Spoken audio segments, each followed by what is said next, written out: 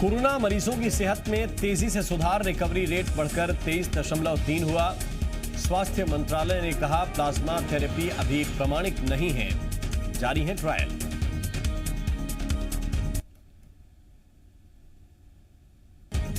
देश में कोरोना संक्रमितों की संख्या 29,435 पहुंची। 24 घंटे में कोरोना के 1,592 नए मरीज, 62 लोगों की मौत। दिल्ली में बढ़ते कोरोना के मामलों पर केंद्रीय मंत्री हर्षवर्धन ने जताई चिंता, कहा सारी दिल्ली रेड जोन में दिखाई देती है, बढ़ रहे हैं हॉटस्पॉट। नीति आयोग तक पहुंचा कोरोना, पॉजिटिव पाए गए एक अधिकारी। 2 दिन के लिए इमारत को सील करके होगा सैनिटाइजेशन। लॉकडाउन में दिल्ली वालों को नई राहत, प्लम्बर, इलेक्ट्रीशियन और वाटर प्यूरिफायर सुधारने वालों को बुला सकेंगे घर। स्टेशनरी और इलेक्ट्रिक दुकानों को भी आज से खुलने की छूट।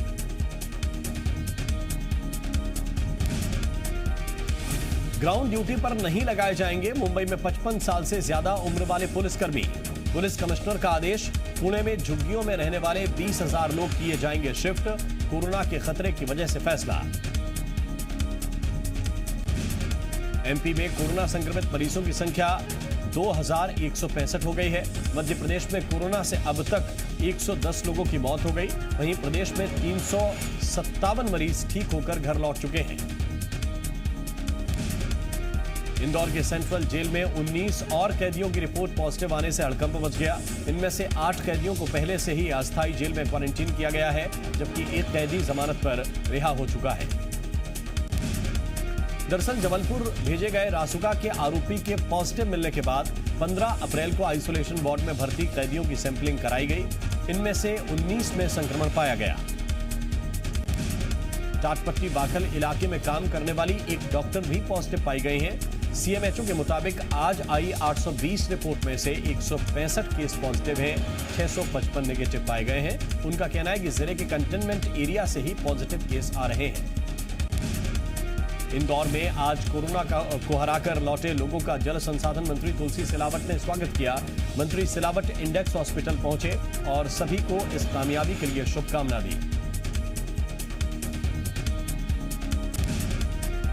एमपी के स्वास्थ्य मंत्री नरोत्तम मिश्रा ने संक्रमण रोकने को लेकर कहा कि मध्य प्रदेश में अभी एक जंप आ सकता है, उसके बाद मरीजों की संख्या में कमी आएगी। नरोत्तम मिश्रा ने कहा कि एमपी में जमातियों के कारण कोरोना बहुत तेजी से फैला।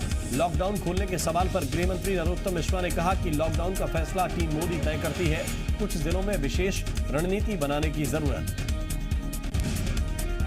सीएम शिवराज सिंह चौहान मध्य प्रदेश में कोरोना के संक्रमण को खत्म करने के लिए आज आध्यात्म का उन्होंने सहारा लिया। वीडियो कॉन्फ्रेंसिंग के जरिए हुई बैठक में कोविड-19 की चुनौतियों और एकात्म बोध पर चर्चा हुई। इसमें स्वामी अवधेशानंद गिरी महाराज के साथ स्वामी स्वरूपानंद सरस्वती, स्वामी संविद सोमगिरी, स्वामी परमात्मानंद सरस्वती, स्वामी हर ब्रह्मोन्द्रानंद तीर्थ, सुश्री निवेदिता और मुकुल कानितकर शामिल हुए। मध्य प्रदेश में भारतीय प्राचीन चिकित्सा पद्धति यानी आयुर्वेद की मदद लेने की शुरुआत की गई है। मध्य प्रदेश सरकार ने भी ऐसे ही एक घरेलू परंपरागत नुस्खे यानी काढ़े का इस्तेमाल करने की अपील जारी की है। ये काढ़ा त्रिकटु चूर्ण से बनाया जाता है। सीएम शिवराज ने जीवन अमृत योजना का नाम देकर इस आयुर्वेदिक नुस्खे को घर घर पहुंचाने की शुरुआत की है।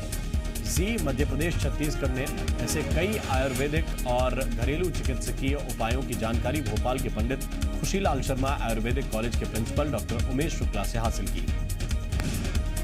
स्वास्थ्य मंत्री डॉक्टर नरोत्तम मिश्रा ने कहा कि आयुर्वेद एक कारगर चिकित्सा पद्धति है। अब कोरोना से जंग के लिए ये काढ़ा फायदेमंद साबित हो सकता है। वहीं इस मामले पर सीएम शिवराज सिंह चौहान ने कहा कि लघु वनोपज संघ इस त्रिकटु चूर्ण के पैकेट बनाने की जिम्मेदारी संभालेगा और इसे प्रदेश भर में बांटा जाएगा। कोरोना संकट के दौरान पूर्व सीएम कमलनाथ ने प्रदेश के बुनकरों का मुद्दा मुख्यमंत्री शिवराज सिंह के सामने उठाया। उन्होंने सीएम को पत्र लिखकर बुनकरों के लिए तत्काल एकमुश्त राहत पैकेज की मांग की। इसके साथ उन्होंने पत्र में निर्माण के लिए कच्ची सामग्री उपलब्ध कराने के साथ उनके उत्पादों को बेचने की व्यवस्था भी सरकार से कराए जाने की मांग की, जिससे बुनकरों का जीवन सुचारू रूप से चल सके। लॉकडाउन के दौरान भोपाल के लोगों को दिक्कतें उनकी बढ़ने जा रही हैं। जिले में आज से बिजली विभाग मेंटेनेंस का काम शुरू करने जा रहा है, जिसकी वजह से रोजाना 6 से 8 घंटे तक बिजली कटौती की जाएगी। बिजली कंपनी की ओर से जल्द काम पूरा कराने के लिए पर्याप्त कर्मचारियों और अधिकारियों को लगाया गया है। आपको बता दें कि हर साल बिजली विभाग मानसून से पहले मेंटेनेंस का काम करता है। स्वास्थ्य मंत्रालय के कर्मचारियों में भी कोरोना का खौफ है, जिसकी वजह से कई कर्मचारी और अधिकारी ड्यूटी पर नहीं आ रहे हैं। ऐसे में सेवाएं बाधित न हो, इसके लिए सरकार ने बीच का रास्ता निकाला है। कुल 186 अधिकारी और कर्मचारियों की 2 शिफ्ट में ड्यूटी लगाई गई है।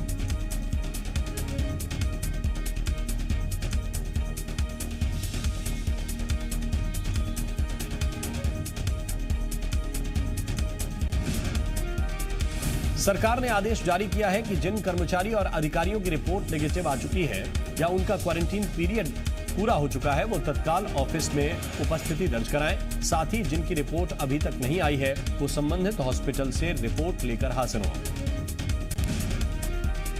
जबलपुर में जी मध्य प्रदेश छत्तीसगढ़ की खबर का बड़ा असर हुआ है। जबलपुर के सीएमएचओ ने 20 आशा कार्यकर्ताओं की बहाली के आदेश जारी कर दिए हैं।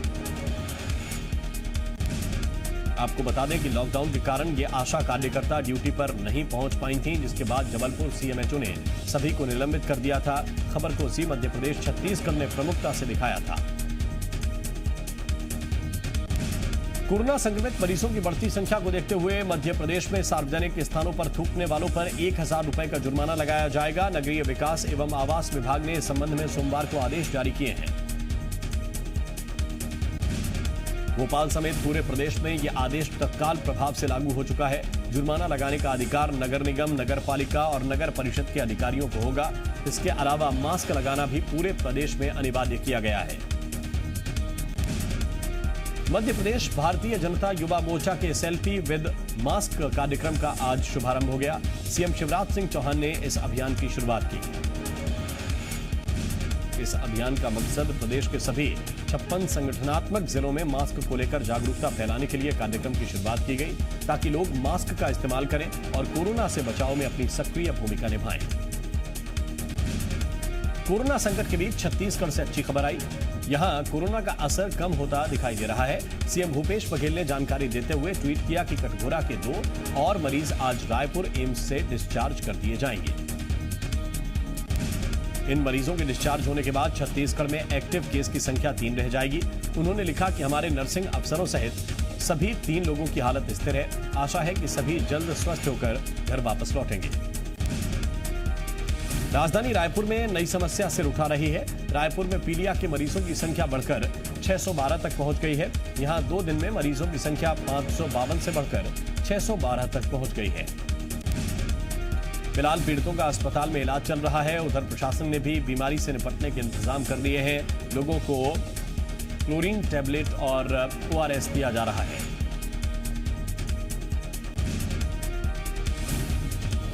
रायपुर में स्वास्थ्य मंत्री TS सिंहदेव के बंगले में आग लग गई। शॉर्ट सर्किट की वजह से लगी आग पर जल्द ही काबू पा लिया गया। जिस वक्त आग लगी उस वक्त स्वास्थ्य मंत्री बंगले पर ही मौजूद थे। रायपुर में अब 12 घंटे तक लोग पेट्रोल और डीजल ले सकेंगे। प्रशासन ने सुबह 8 बजे से रात को 8 बजे तक पेट्रोल पंप खुले रहने की इजाजत दी है। इससे पहले केवल 3 बजे तक ही पेट्रोल पंप खोलने की इजाजत थी। राजस्थान के कोटा से छत्तीसगढ़ के छात्रों के पहुंचने का सिलसिला शुरू हो गया है। छात्रों को लेकर ये बसें आज रायपुर पहुंची, जहां सभी बच्चों को क्वारंटीन सेंटर में पहुंचाया गया। सभी बच्चों को यहां 14 दिनों तक क्वारंटीन करने के बाद उनके घरों के लिए रवाना किया जाएगा। इससे पहले सभी बच्चे कवर्धा पहुंचे, जहां सभी की एंट्री की गई और स्क्रीनिंग भी कराई गई। राजस्थान में फंसे मध्य प्रदेश के प्रवासी मजदूरों का पहुंचना शुरू हो गया है। नीमच से लगी सीमा पर आज करीब 3000 मजदूर पहुंचे। जिला प्रशासन ने 1500 मजदूरों की थर्मल स्कैनिंग की और बसों में बैठाकर अलग अलग इलाकों के लिए रवाना कर दिया। इस दौरान नीमच मंदसौर के सांसद सुधीर गुप्ता, नीमच के तीनों विधायक सहित एसपी और कलेक्टर भी मौजूद रहे। राजस्थान से आने वाले मजदूरों के लिए यहां खाने की व्यवस्था भी की गई, ताकि कोई भी मजदूर भूखा न रहे। मुरैना में लॉकडाउन की वजह से हो रही दिक्कत के चलते आधी रात को आदिवासी मजदूर कलेक्टर के बंगले पर पहुंच गए। कलेक्टर ने मजदूरों को उनके घर पहुंचाने का आश्वासन दिया, साथ ही खाने का इंतजाम भी किया। ये सभी आदिवासी मजदूर शिवपुर के विजयपुर तहसील के रहने वाले हैं और उत्तर प्रदेश में मजदूरी का काम करते थे। जबलपुर में रांझी बिलपुरा वार्ड की एक राशन की दुकान पर लोगों की भीड़ जुट गई। इस दौरान नियम कायदों को ताक पर रखकर सोशल डिस्टेंसिंग की जमकर धज्जियां उड़ाई गई। लाख समझाने के बाद भी लोग एक दूसरे से चिपके खड़े दिखे। कोरोना संकट के दौर में सफाई कर्मी दिन रात सैनिटाइजेशन के काम में लगे हैं। झाबुआ में शहरवासियों ने सफाई कर्मियों का उत्साह बढ़ाने के लिए ताली बजाकर उनका अभिवादन करते हुए धन्यवाद दिया। खंडवा जिला अस्पताल के आइसोलेशन वार्ड में मरीजों का इलाज किया जा रहा है, वहीं उनके मनोरंजन का भी पूरा ख्याल रखा जा रहा है। मरीजों को व्यस्त रखने के लिए कैरम, चेस, टीवी, न्यूज़पेपर और उनकी मनपसंद की साहित्यिक किताबों की भी व्यवस्था की गई है। कोरोना मरीजों के इलाज के दौरान ज्यादातर मरीज डिप्रेशन में आ जाते हैं। ऐसे में उनका आत्मबल कमजोर होने लगता है, जिससे उनके इलाज में भी परेशानी आने लगती है। यही वजह है कि इन मरीजों का मनोबल बनाए रखने के लिए उनके मनोरंजन का इंतजाम किया जा रहा है। ग्वालियर में स्वास्थ्य विभाग की लापरवाही का मामला सामने आया, जहां अपने नाती के शव को लेने के लिए दादा को 37 घंटे तक इंतजार करना पड़ा, क्योंकि ना तो कोई शव देने वाला था और ना ही कोई जांच रिपोर्ट की जानकारी देने वाला। दरअसल शनिवार को मुरैना के सबलगढ़ के जवाहरगढ़ गांव में 1 साल के आनंद को जिला अस्पताल से ग्वालियर रेफर किया गया था, जहां रविवार को बच्चे की मौत हो गई। अस्पताल प्रबंधन ने बच्चे के शव को कोरोना संदिग्ध मानकर जांच के लिए भेज दिया, लेकिन रिपोर्ट नेगेटिव आने के बाद भी न तो किसी ने परिजनों को सूचना दी और न ही बच्चे का शव परिवार को सौंपा गया। ग्वालियर जिले में एक बार फिर जी मध्य प्रदेश छत्तीसगढ़ की खबर का असर हुआ है। मासूम आनंद का शव और जांच रिपोर्ट देरी से देने के मामले में कलेक्टर ने कंट्रोल रूम गठन करने का आदेश दिया। अब विशेष कंट्रोल रूम के जरिए कोरोना संदिग्ध लोगों को सूचना दी जाएगी। विदिशा जिले के गांव बरखेड़ा में एक कलयुगी पिता ने पारिवारिक विवाद के कारण अपने बच्चों और पत्नी पर कुल्हाड़ी से जानलेवा हमला कर दिया। जानलेवा हमले में 5 साल की मासूम की मौत हो गई। वहीं पत्नी और बेटी घायल है। मामले की सूचना के बाद पुलिस ने घायलों को अस्पताल में भर्ती कराया। पुलिस ने आरोपी को गिरफ्तार कर लिया है। उज्जैन के विवेकानंद नगर में चाकू और तलवार से हमला करके हत्या करने की एक घटना सीसीटीवी में कैद हो गई। सीसीटीवी में दिखाई दे रहा है कि 2 युवक बीच सड़क पर एक शख्स पर चाकू और तलवार से हमला कर रहे हैं। सरेआम हुई इस घटना के दौरान कुछ लोग आसपास दिखाई भी दिए, लेकिन डर की वजह से किसी ने बीच बचाव करने की कोशिश नहीं की। बताया जा रहा है कि मृतक शख्स का नाम अशोक चौहान है और उसकी हत्या उसके रिश्तेदारों ने ही मकान के विवाद में की है। टीकमगढ़ जिले में लॉकडाउन के दौरान ड्यूटी पर तैनात एक पुलिस वाले पर हमला करने का मामला सामने आया। आरोप है कि सब्जी बेचने वाले एक मां बेटे ने कांस्टेबल संतोष यादव पर लाठी डंडों से हमला कर दिया। इस घटना में पुलिस कांस्टेबल को गंभीर चोट आई है। वहीं घटना के बाद पुलिस ने दोनों आरोपी मां बेटे को गिरफ्तार कर लिया। दरअसल पुलिस आरक्षक संतोष यादव टीकमगढ़ पशु अस्पताल के पास अपनी ड्यूटी कर रहा था। इसी दौरान वहां अनियमित रूप से अपना ठेला लगाकर सब्जी बेच रहे अखिलेश कुशवाहा को आरक्षक ने मना किया कि आपको सिर्फ मोहल्ले में सब्जी बेचे जाने का परमिट दिया गया है। इसी बात पर विवाद बढ़ा और फिर अखिलेश और उसकी मां ने कांस्टेबल पर लाठी डंडों से हमला कर दिया। कांकेर पुलिस ने चारामा इलाके से अवैध शराब की तस्करी करते हुए एसआई और उसके 3 साथियों को गिरफ्तार किया।